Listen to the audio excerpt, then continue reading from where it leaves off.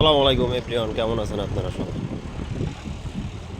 কিছু কথা বলতে চাইছিলাম। এখন সকাল 7:31 বাজে।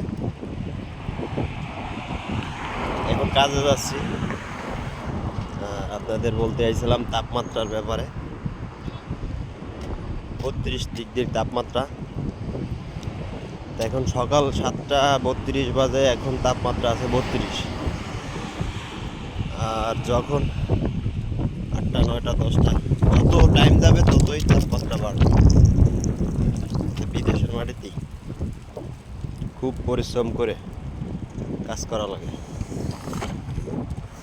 এতটাই যে পরিশ্রম করা লাগে তাপমাত্রার উপরেই নির্ভর।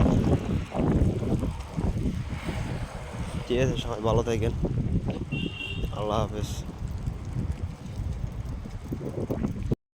শোনো, তুমি যে সময় টাকা খরচ করে প্রবাসে আসবা, আমাদের মতন এরকম খয়রাতি ভাব ধরে চলা লাগবে। এই যে দেই কাগজ, দেই তোমার মুখটা দেখাও দি কাগজ। কিছু কাগজ ছোট আর বড় নাই। তোমার কাছে টাকা তো তুমি রাজত্ব করতে জানো। তোমার কাছে টাকা আছে তো তোমার কাছে সব আছে। যদি বিশ্বাস না হয় ট্রাই করে দেখো যে টাকায় কত দূর না করতে পারে। আমি মনে করি কি জানো ভাই, সবচেয়ে কষ্ট প্রবাসীদের মনে বেশি।